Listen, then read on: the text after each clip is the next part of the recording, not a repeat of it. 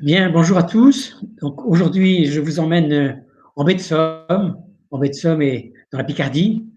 La dernière fois, nous étions en Slovénie, et donc là, nous nous rapprochons, nous restons en France, dans cette région des bords de la Manche, de la baie de Somme et de ce qu'on appelle sur l'arrière-pays la Picardie maritime.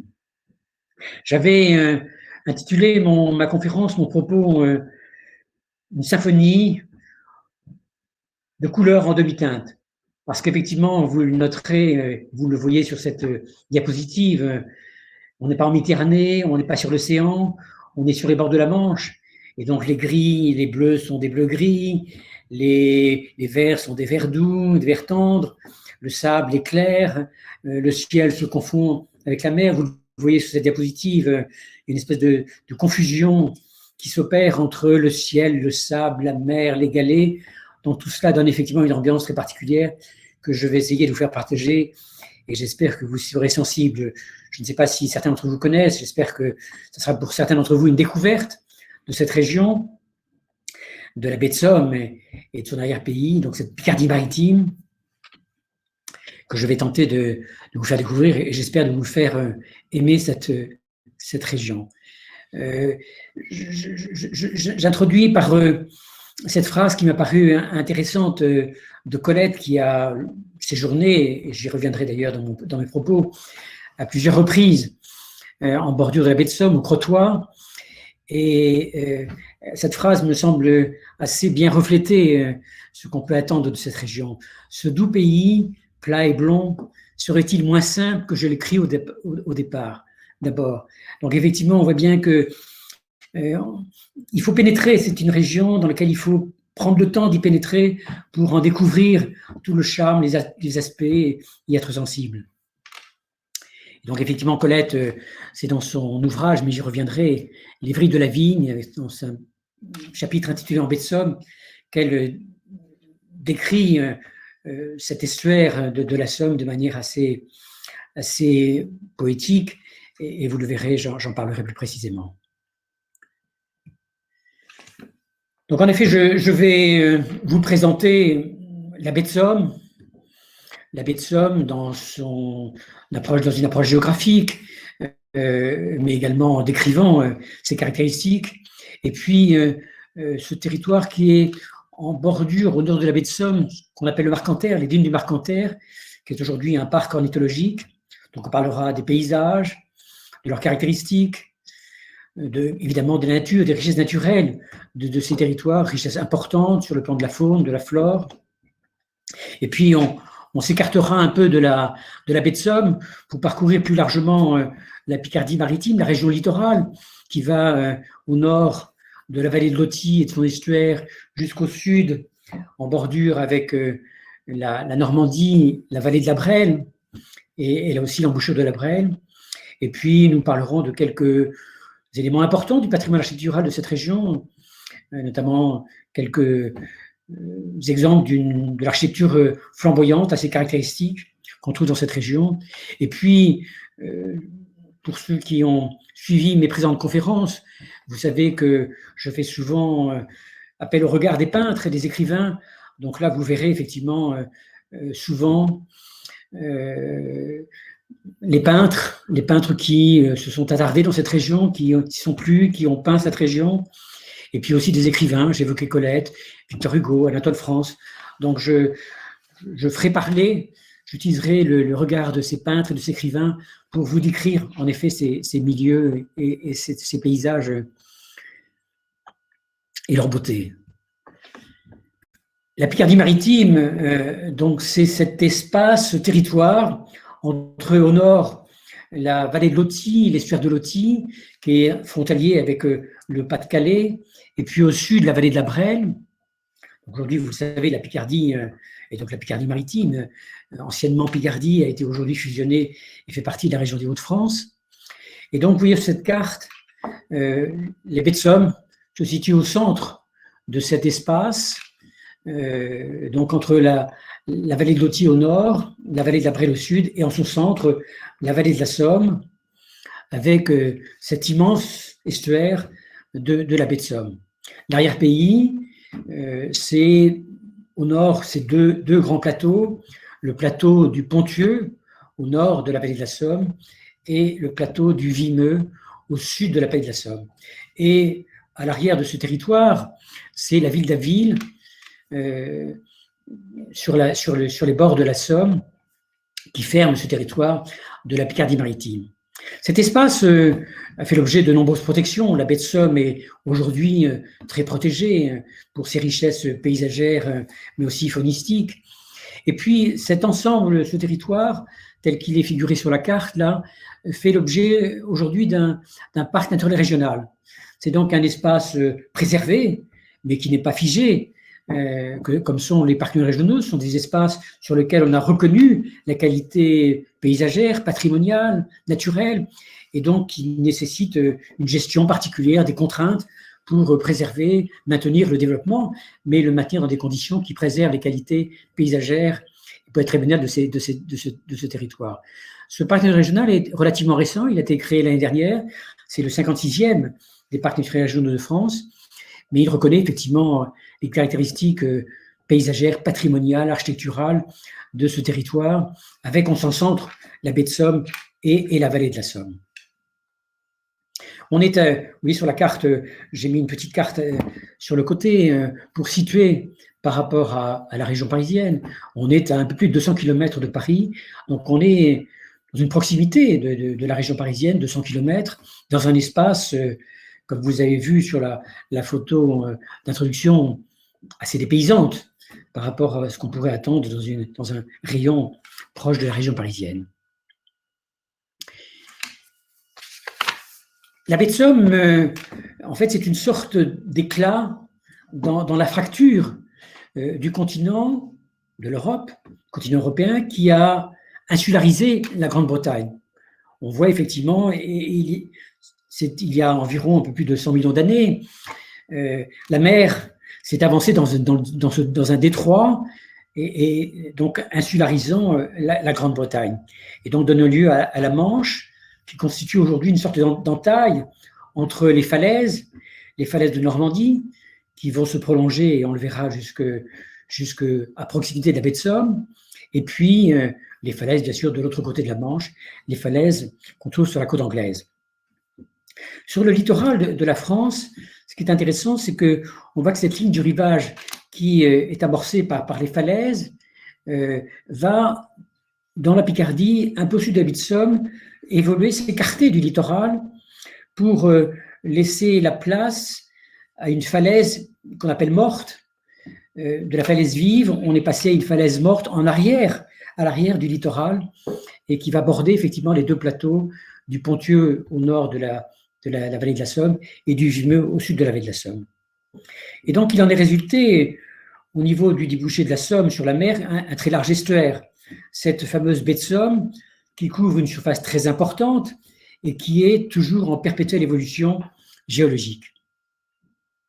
En avançant vers la mer, les alluvions des plateaux du Ponthieu au nord et du Vimeux au sud ont laissé derrière l'ancien rivage qui délimite ces plateaux crayeux, des alluvions qui vont progressivement se déposer sur la mer et se rapprocher de la falaise au niveau d'Oltenival, au sud de la baie de la Somme.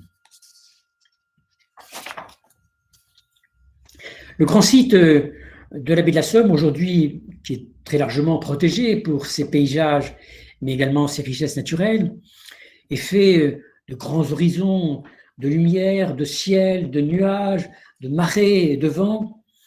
Et dans ce lieu qui va sans cesse bouger, évoluer, qui est issu effectivement de la rencontre entre les eaux marines et les eaux fluviales, qui est due à l'érosion, la sédimentation, et va se mêler la terre, la mer, et tout ça va s'entremêler dans des bancs de sable, des estrans, des dunes, des vasières, des marais, dans lesquels la faune sauvage, effectivement, va trouver son refuge.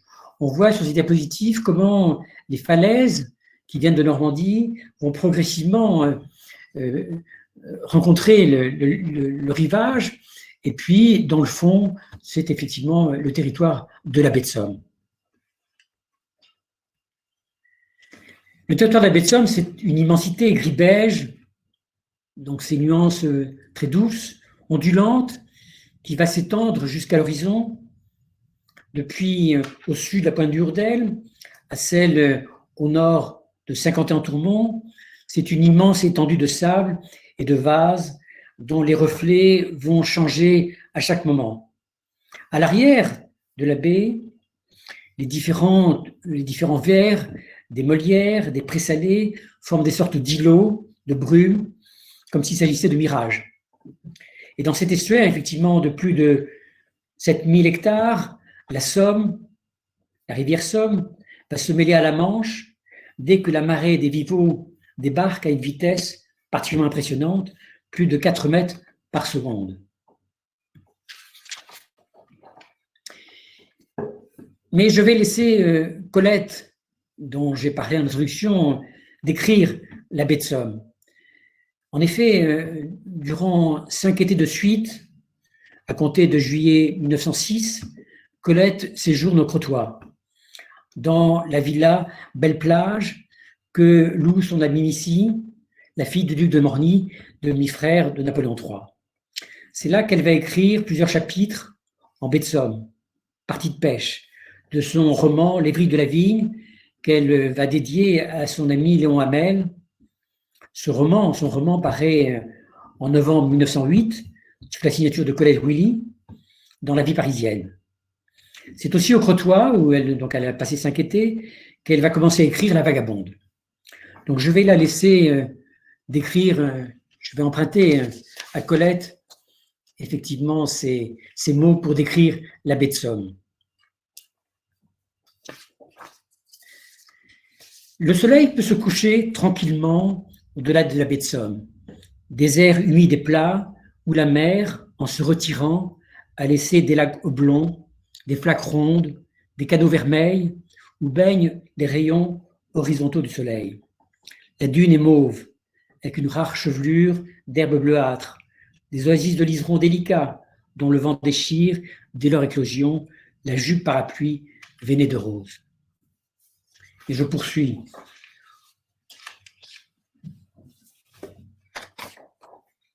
La baie de Somme, humide encore, mire sombrement un ciel égyptien, framboise, turquoise et cendre verte. La mer est partie si loin qu'elle ne reviendra peut-être jamais. Si, elle reviendra traîtresse et furtive comme je la connais ici. On ne pense jamais à elle. On lit sur le sable, on joue, on dort face au ciel, jusqu'au moment où une langue froide, insinuée entre vos orteils, vous arrache un cri nerveux. La mer est là, plate. Elle a couvert ses 20 kilomètres de plage avec une vitesse silencieuse de serpent. Avant qu'on l'ait prévu, elle a mouillé le livre, noirci la jupe blanche, noyé le jeu de cricket et le tennis. 5 minutes encore, et la voilà qui balle le mur de la terrasse, d'un flac-flac doux et rapide, d'un mouvement de souris et content de chienne qui remue la queue. À l'origine, le village de Crotoy, qui borde donc la baie de Somme au nord, a vu se développer depuis le XIXe siècle une activité balnéaire. C'est à l'origine le parfumeur de l'impératrice Eugénie, Pierre Guerlain, qui est originaire d'Abbeville, qui fut l'un des premiers fondateurs de la station. À sa suite, de nombreuses personnalités du monde littéraire, du monde artistique, ont fréquenté le Crotoy. C'est Jules Verne, qui a vécu plusieurs années. C'est Paul Eudel, un célèbre collectionneur et chroniqueur d'art, qui a consacré un volume de souvenirs au Crotoy. C'est Toulouse-Lautrec, grand amateur de pêche et de chasse, qui va fréquenter vers la fin de sa vie le Crotoy. Il n'a pas une seule toile, le Crotoy, sur le bateau qu'il fréquentait, mais il n'a pas peint les paysages du Crotoy. C'est en effet avec un véritable enthousiasme que Jules Verne va découvrir le Crotoy en 1865. Il va y résider une partie des étés qui suivent. Il va s'installer, il va écrire, résidant au Crotoy. Il achète une chaloupe de pêche, le Saint-Michel, sur lequel il va naviguer. Et c'est là que lui vient l'idée de 20 milieux sous les mers, roman dans lequel Nemo, comme vous le savez, vient en contact permanent, étroit avec les océans. Et d'ailleurs, il écrit du Crotoy à son éditeur Hetzel au sujet de son projet, et parlant de Nemo, il indique « Il n'est plus sur Terre, il se passe de la Terre. La mer lui suffit, il faut que la mer lui fournisse tout, vêtements et nourriture. Jamais il ne met le pied sur un continent. » Il écrit donc son roman, au Crotoy, véritable hymne à l'océan, au contact de la mer. Il écrit dans sa villa, sur la plage, dans son bateau. Et puis il va écrire un deuxième roman au Crotoy, L'île mystérieuse, dans lequel effectivement la baie de Somme évoque la baie de l'Union qu'il met en scène dans son roman L'île mystérieuse. Et puis ce sont les peintres qui vont aussi fréquenter le Crotoy. Georges Seurat, qui m'est passé les mois d'été en bord de mer, s'est rendu au Crotoy dans les années 1890, 89-90. Et il est ému par la splendeur de la baie. Il prétend retrouver dans cette ambiance les émotions d'enfance, une luminosité si particulière, et il va peindre 2 tableaux célèbres, importants, 2 tableaux, dans sa manière pointilliste de peindre, le Crotoy en amont et le Crotoy en aval, comme on le voit sur ces 2 diapositives, sur ces 2 photos. Sisley va également fréquenter le Crotoy, mais je n'ai pas retrouvé de traces des peintures de Sisley au Crotoy. Mais le peintre qui incarne le plus fortement, le plus directement la baie de Somme, c'est Alfred Manessier. Alfred Manessier est né en 1911 à Saint-Ouen, dans la vallée de la Nièvre, qui est à proximité d'Abbeville, donc dans la Somme, pas très loin, donc à une quinzaine de kilomètres de la baie de Somme. Et il a débuté sa carrière artistique dans les étés qu'il passait au Crotoy, en famille. Et tout au long de sa vie et de son œuvre, il est mort en 1993 à Orléans, il a immortalisé les baies de la Somme, les paysages de la baie de la Somme qu'il considérait comme l'un des plus beaux du monde. Il est resté très attaché à la baie de Somme et pour lui, c'était effectivement un territoire, une région si particulière, considérée comme parmi les plus belles au monde. Alfred Manessier n'a pas toujours été le peintre figuratif que l'on connaît aujourd'hui, notamment à l'occasion d'une grande exposition qui lui a été consacrée en 2008 au Centre Pompidou. En effet, au cours des étés qu'il passait enfant, adolescent et jeune homme au Crotoy, il a peint longuement les paysages de la baie de Somme, attiré par sa lumière, ses couleurs aux divers moments de la journée. Il peint aussi les bateaux de pêche, amarrés dans le port du Crotoy ou échoués sur des bancs de sable. Puis progressivement, il évolue vers l'abstraction. Les galets, les rides de sable, les paysages aquatiques, le miroitement de l'eau, les caméos de couleurs qu'il observe dans la baie vont devenir progressivement ses sources d'inspiration qu'il va mettre en scène dans ses toiles. Et avec Jean Bazaine, autre peintre abstrait de la période contemporaine, dès les années 50, il va être l'un des représentants de ce qu'on appelait la transcription abstraite de la nature en peinture. Pour lui, l'attrait de la lumière, dans toutes ses apparitions et ses modulations, va devenir déterminante dans son œuvre. Et il reste toujours très inspiré par les paysages marins de la baie de Somme, tels qu'on peut les voir transcrits de manière abstraite dans ces 2 photos qui apparaissent sur la diapositive. Il traduit les effets lumineux provoqués par les reflets dans les circonvolutions des chenaux tels qu'ils apparaissent à marée basse. Au sud de la baie de Somme, c'est le port du Hourdel, qui est un petit hameau de la commune de Caillaux-sur-Mer, qui ferme la baie de Somme. Il est particulièrement emblématique avec son phare blanc et son chapeauté de verre qui marque l'entrée de la baie de Somme et qui abrite une flottille de bateaux de pêche. Depuis le Hourdel, on peut assister au spectacle assez fascinant, impressionnant, des marées en baie de Somme, le flot qui va envahir la baie brusquement, ou le jugeant qui va la découvrir. En remontant un petit peu vers l'amont, mais en restant dans le territoire de la baie, c'est Saint-Valery-sur-Somme. Saint-Valery-sur-Somme, situé sur un promontoire qui domine la baie, et donc l'un des trois ports de la baie de Somme, avec le Crotoy et le Hourdel, c'est donc le troisième port. Si cette petite ville aurait des origines à l'époque gauloise, c'est au Moyen-Âge véritablement qu'elle s'est constituée autour du sanctuaire où ont été déposées les reliques de Saint-Valery, dont s'était emparé Hugues Capet en passant le gué traversant la Somme. Sa position géographique sur la route de Rouen à Boulogne, ainsi que la possibilité de passer l'estuaire dans cette partie proche de Saint-Valery à gué à certaines heures en fonction des marées, on en fait un lieu important de passage pour le commerce comme pour le transport des personnes.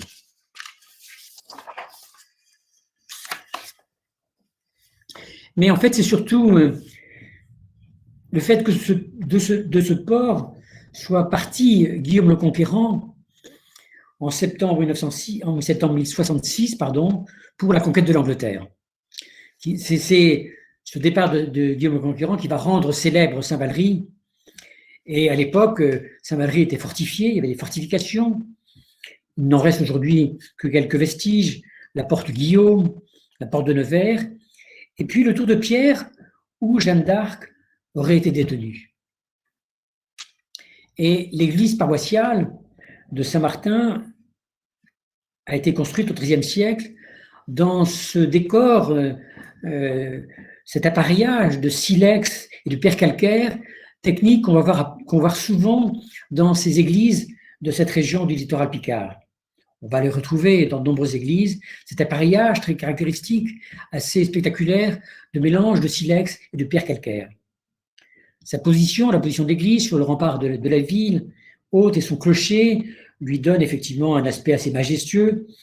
Elle est par elle-même composée de nefs jumelles qui sont séparées par de grandes arcades gothiques, et elle a été dévastée d'abord lors des combats entre les Français et les Anglais pendant la guerre de Cent Ans, puis entre les Français et les Bourguignons sous le règne de Louis XI, et elle a été reconstruite à la fin du XVe siècle. Les écrivains, les peintres vont aussi fréquenter Saint-Valery-sur-Somme. C'est notamment le cas de ce peintre Louis Bracaval, qui est originaire du Pas-de-Calais, très attiré par la peinture, très lié avec Eugène Boudin, qui va lui enseigner la peinture et qui va passer ses étés à Saint-Valery-sur-Somme et y réaliser un certain nombre de toiles, comme cette toile des quais de Saint-Valery. C'est également le cas d'Eugène Boudin, qui vient fréquenter son ami Louis Bracaval et qui va réaliser quelques toiles à Saint-Valery-sur-Somme, que l'on voit ici sur ces diapositives.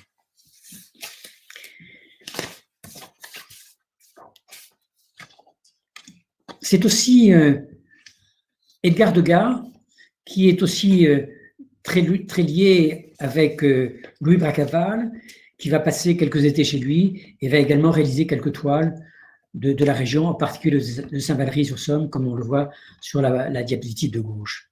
Et puis, donc, les écrivains, j'évoquais Victor Hugo, Anatole France. Anatole France passe quelques étés à Saint-Valery-sur-Somme et va notamment écrire quelques chapitres de son roman Pierre Nauzière, Promenade de Pierre Nauzière en France, et il va décrire ces paysages de manière peut-être un peu moins très sensible, mais peut-être un petit peu moins enthousiaste que l'avait décrit Colette. Je vais citer effectivement Anatole France, extrait de Pierre Nauzière. Nous sommes ici dans un pays rude. La mer y est jaunâtre. C'est à peine si parfois elle bleuit au loin vers le large. La côte, toute boisée, est d'un vert sombre. Le ciel est gris et pluvieux. L'eau n'a pas de sourire et le vent n'a pas de caresse. Cette baie où le vent du Nord entre avec les goélettes norvégiennes chargées de planches et de fer brut, Saint-Valery ne plaît point aux étrangers. Mais il conclut, et c'est ainsi pourquoi on l'aime.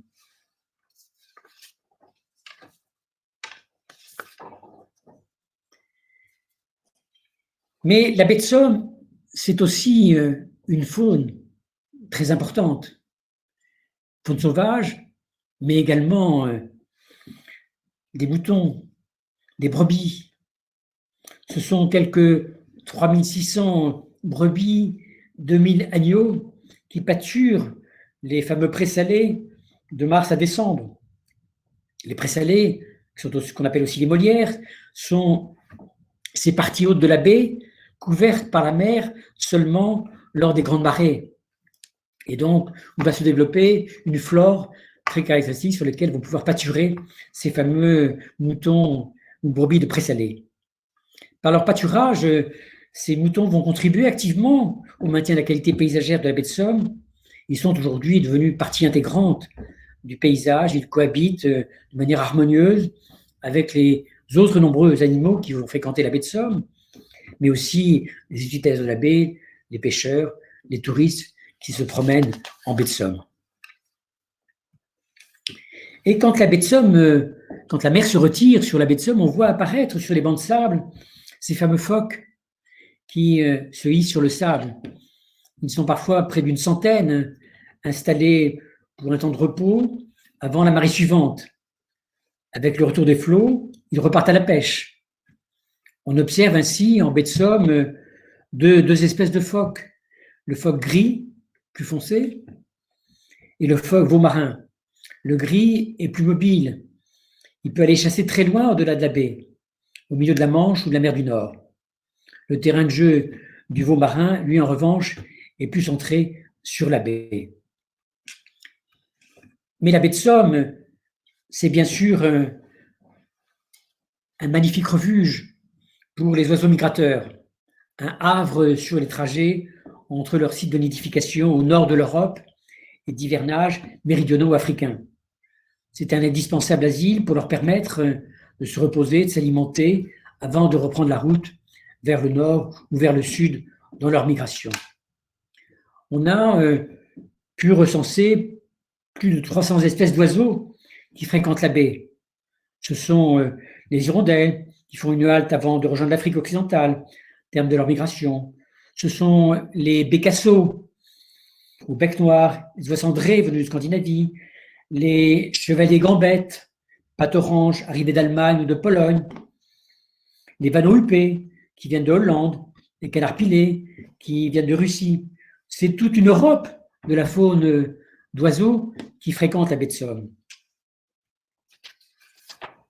Et au nord de la baie, à la naissance du cordon dunaire, c'est le parc du Marcanterre, qui va s'étendre sur 200 hectares de pinèdes, de dunes, de prairies, de marais et de roselières, protégés par une digue formant une mosaïque de paysages qui a été créée de toutes pièces en gagnant progressivement sur la mer.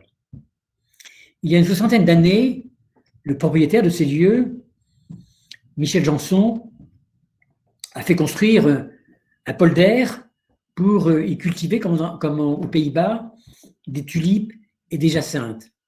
Et puis, progressivement, la concurrence avec ces fleurs venues des Pays-Bas lui a fait changer d'orientation et il s'est lancé dans la création et la mise en œuvre d'un parc ornithologique sur ces terrains. Parmi les espèces les plus emblématiques du site qu'on va observer dans ce parc ornithologique, on retrouve les saciers, les salles blanches, les huîtriers, plusieurs espèces de grands détachiers comme le héron, les hérons cendrés, les cigognes, les spatules blanches, évidemment les canards, les oies. Et tout ça va s'arrêter, toute cette faune va s'arrêter par centaines dans le parc au printemps pour nidifier et couver. La partie arborée se peuple alors d'une des plus importantes colonies des jaciers qu'on retrouve en France. Et puis d'autres espèces sont plus discrètes. Dans les herbes hautes des marais, c'est le martin pêcheur, le phragmite des joncs qui délimite son territoire. Ce sont aussi les petits pouillots qui ont quitté l'Afrique subsaharienne et sont venus se reposer après un voyage de plusieurs milliers de kilomètres avant de repartir vers le nord de l'Europe.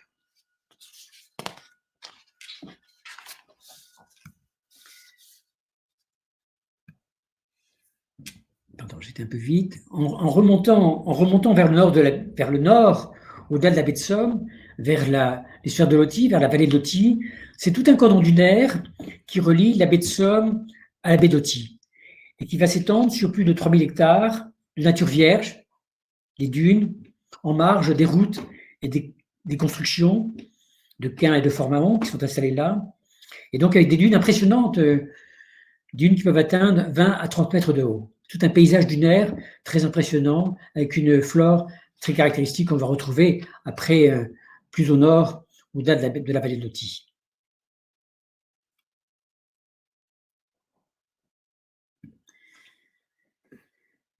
Nous allons maintenant nous diriger vers le sud de la baie.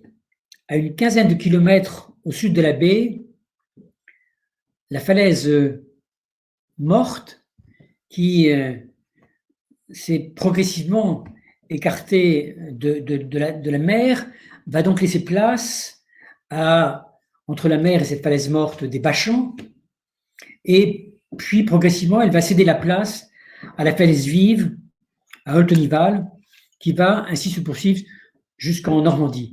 On voit très bien sur cette diapositive comment la falaise vive va naître à partir de la ligne de rivage qui s'était écartée du bord de mer, plus vers l'intérieur, en bordure des plateaux. Je vais ici laisser Victor Hugo, qui a longtemps séjourné à Oltenival, décrire ce passage de la falaise morte à la falaise vive. Cet endroit est beau, je ne pouvais m'en arracher. C'est là que l'on voit poindre et monter cette haute falaise qui mure la Normandie et qui commence au bourg d'Olt, puis s'échancre à peine au Tréport, pour Dieppe, Saint-Valery-en-Caux, Fécamp, où elle atteint son point culminant, Étretat, où elle sculpte en ogive colossale, et va expirer au Havre, au point où s'évase cet immense clairon que fait la Seine en se dégorgeant dans la mer. Où naît la falaise, la dune meurt. La dune meurt dignement dans une grande plaine de sable de 8 lieues de tour qu'on appelle le désert. C'est aujourd'hui ce qu'on appelle le Hable d'Olt, et qui sépare le bourg d'Olt, là où la falaise commence et où finit la dune. Olt, que fréquente Victor Hugo, est déjà connu des artistes qui se rendent en Normandie et qui vont progressivement remonter un peu plus au nord de la Normandie. C'est par exemple ce peintre romantique, Léon Cogniet, qui est très lié et qui a peint beaucoup avec Géricault. Léon Cogniet va séjourner à plusieurs reprises à Olt et dans les années 1960, au cours desquelles il va peindre plusieurs toiles. Ces deux toiles que l'on voit ici, une toile avec les falaises et une toile de vagues de mer qui rappelle le tableau célèbre de Courbet, la vague du Courbet. D'autres peintres vont également s'y installer dans ce lieu où la dune meurt, et la falaise naît, selon donc l'expression que je vous indiquais de Victor Hugo. Dans ce petit hameau d'Onival, dans le bourg d'Olt, habité par quelques familles de pêcheurs, un peintre parisien, Firmin Girard, peintre parisien qui a connu un grand succès au salon, est séduit par le site et fait construire en 1876 une villa avec un atelier donnant sur la mer. C'est la première villa du bourg d'Onival qui va donner lieu par la suite à une station importante. Le peintre y passe tous ses étés, durant lesquels il peint de nombreuses toiles de la région et de ses habitants. Il a peint effectivement ici sur cette toile sa villa et au premier plan sa famille en bordure de la villa. On le voit ici peignant sur sa terrasse de la villa, avec en arrière-plan ce fameux, ce que Victor Hugo appelait le désert de sable, ce Hable d'Olt, qui va se poursuivre jusque vers la baie de Somme, et donc qui sépare la falaise vive, la falaise morte et le rivage. C'est aussi des scènes de plage. Firmin Girard, qui a résidé de nombreux étés dans sa villa d'Onival, s'est beaucoup attaché à peindre la région, les habitants, les activités de la région, donc ces scènes de plage avec ces pêcheurs que l'on peut voir aussi ici, pêcheurs à la crevette, ramasseuse de moules, que l'on voit sur ces toiles. C'est aussi, il a aussi peint de nombreuses toiles sur l'arrière-pays, avec ces scènes de moutons qui ne sont pas dans la baie, mais qui sont justement sur ces pâturages en bordure du littoral, pâturages de présalé, ou cet arrière-pays de culture avec ces moulins qu'on peut apercevoir sur la ligne de crête.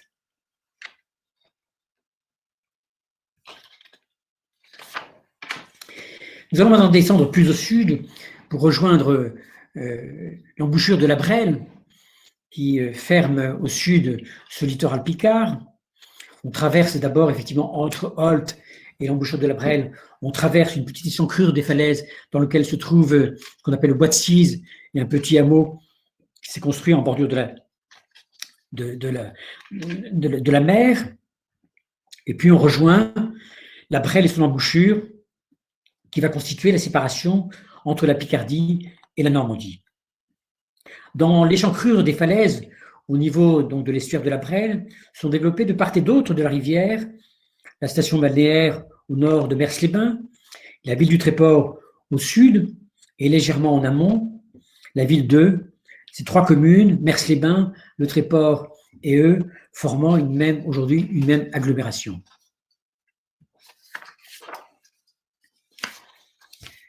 Autrefois, Mers était un petit village de pêcheurs, et puis progressivement, le développement balnéaire de Mers-les-Bains a connu un essor important dès les années 1860, avec la mode des bains de mer, mais surtout l'ouverture de la ligne de chemin de fer en 1872 qui a permis de relier Paris au Tréport en 3 heures de train. Un établissement de bains, un casino se sont construits et progressivement, c'est toute une urbanisation de fond de mer dans un style des villas rappelant celle de la Normandie. Depuis quelques années, ces immeubles de fond de mer ont fait l'objet d'une réhabilitation importante, d'une rénovation pour lui redonner son caractère, son aspect d'architecture balnéaire de l'origine, tel qu'on peut le voir sur cette diapositive. Le Tréport s'est d'abord développé autour de son port, qui a été créé au XVIe siècle et qui a par la suite fait l'objet de nombreuses transformations. Il a notamment accueilli la jeune reine Victoria, se rendant au château d'Eu, où résidait Louis-Philippe, pour établir l'entente cordiale entre les deux pays. Le peintre Eugène Isabey a immortalisé la scène. Il y a un tableau d'Eugène Isabey qui représente l'arrivée de la reine Victoria en bateau dans une petite chaloupe qui arrive au port du Tréport et qui va être effectivement se rendre après à eux pour signer l'entente cordiale entre les deux pays. C'est l'époque où la vocation d'association balnéaire du Tréport va débuter quand la famille royale, résidant régulièrement au château d'Eu, lance la mode des bains de mer. La bourgeoisie parisienne se fait construire des villas, le fond de mer s'urbanise, et cette société va mener une vie mondaine importante jusqu'à la veille de la Seconde Guerre mondiale. Eugène Isabey, dont j'ai parlé, qui a immortalisé la scène de l'arrivée de la reine Victoria en bateau, va peindre de nombreuses toiles en Normandie et notamment au Tréport où il va s'arrêter, il va résider quelques périodes. On voit effectivement ici cette peinture d'Isabey où on aperçoit dans le fond le Tréport avec l'église qui transparaît parfaitement. C'est aussi un peintre, Jules Noël, qui est un peintre d'origine bretonne, qui est né à Quimper, dont le musée de Quimper conserve d'ailleurs de nombreuses toiles, et qui a résidé à plusieurs reprises au Tréport, et qui a peint plusieurs toiles du Tréport assez intéressantes, comme on peut le voir ici, ces toiles, cette première toile avec effectivement l'église et la falaise qui s'enfile derrière vers Holt, et puis l'autre l'autre toile avec vers le sud, vers les falaises en direction de la Normandie, ou ces deux scènes de plage sur la plage du Tréport, réalisée toujours par Jules Noël. Et puis je vous ai mis une dernière toile de Firmin Girard, qui depuis Altonival fréquentait aussi régulièrement le Tréport, la vallée de la Brelle, où il a peint cette toile du Tréport avec les bateaux dans le port et l'église dans le fond. Il a peint aussi de nombreuses toiles de la vallée de la Brelle. La vallée de la Brelle s'est caractérisée par une industrie du verre. Le verre était fabriqué à partir du sable de la forêt d'Eu, et Firmin Girard a peint de nombreuses toiles représentant effectivement les verreries de la vallée de la Brelle.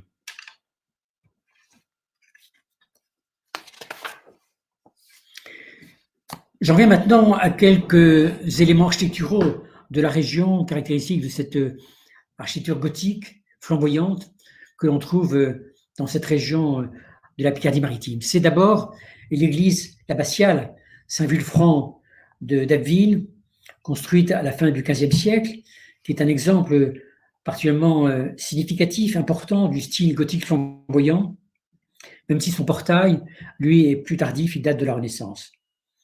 Plusieurs auteurs, dont Victor Hugo, ont décrit Saint-Vulfranc d'Abbeville. Elle a été érigée à l'emplacement d'une église qui avait été construite au XIVe siècle sur les fondations d'une ancienne chapelle pour accueillir les reliques de Saint-Vulfranc.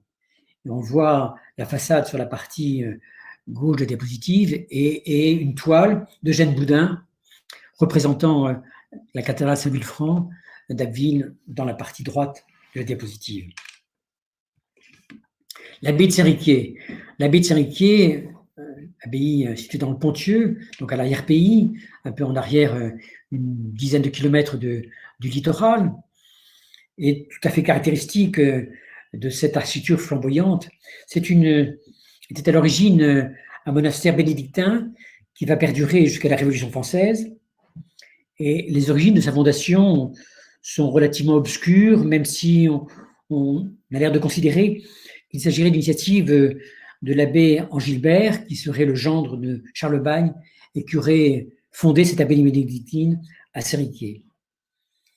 L'activité, effectivement, bénédictine a cessé depuis la Révolution française. Elle est aujourd'hui un centre culturel départemental très important, avec un musée, un riche musée, et elle abrite pendant l'été un festival de musique très prisé. L'église abbatiale a été construite à l'emplacement d'une ancienne église carolingienne qui aurait été détruite par les invasions normandes et les incendies. Édifice à l'origine du XIIIe siècle, l'église a fait l'objet donc de plusieurs restaurations jusqu'au XVIe siècle, parcourant les différentes étapes du gothique jusqu'au gothique flamboyant, dont elle est aujourd'hui un exemple caractéristique et dont elle a conservé toute la splendeur de cette architecture du gothique flamboyant. Sa façade est très caractéristique du style gothique.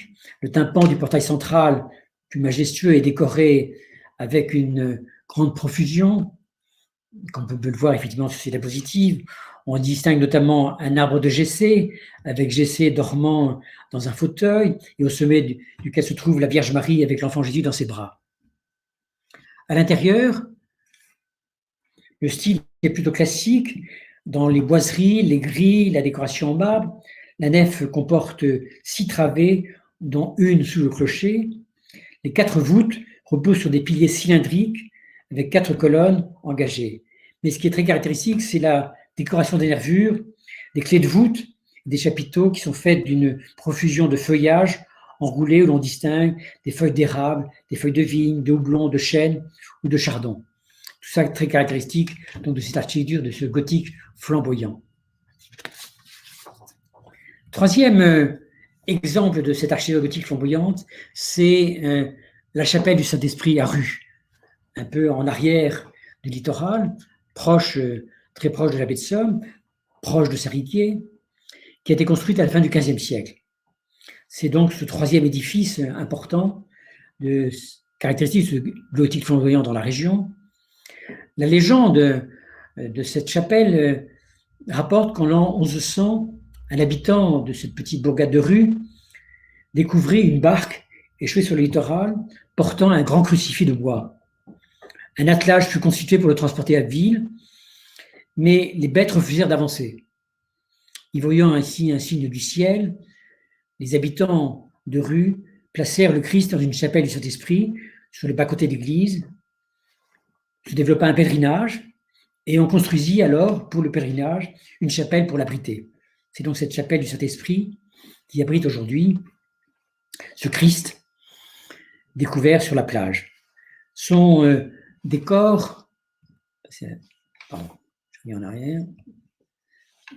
Son décor à la manière flamande offre une décoration luxuriante.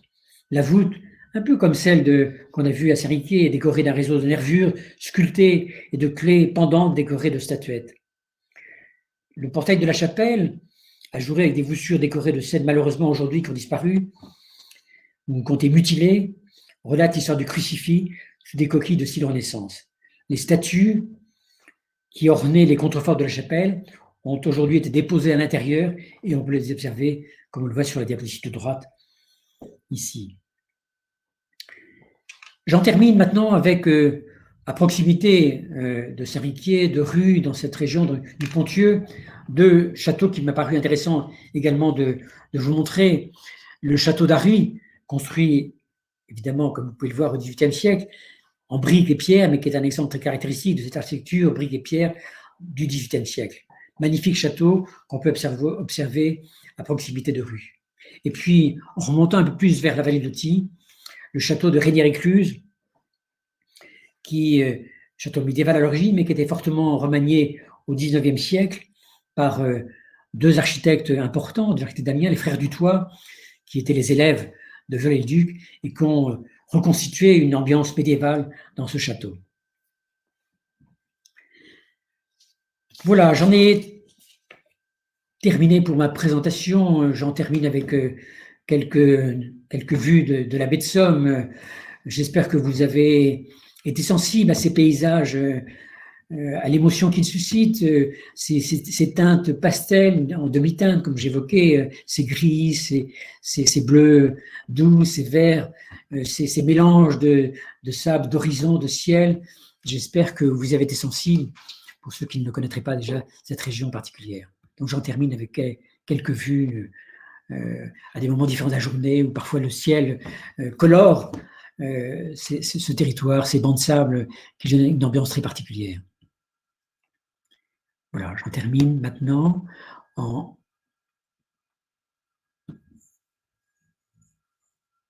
Mais je ne vois pas les... Voilà.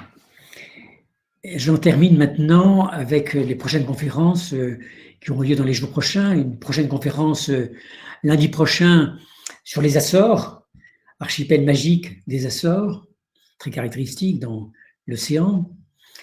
Autre conférence le mardi de la semaine prochaine sur une civilisation mal connue du Vietnam, le Champa, cette civilisation très particulière mais méconnue du Vietnam.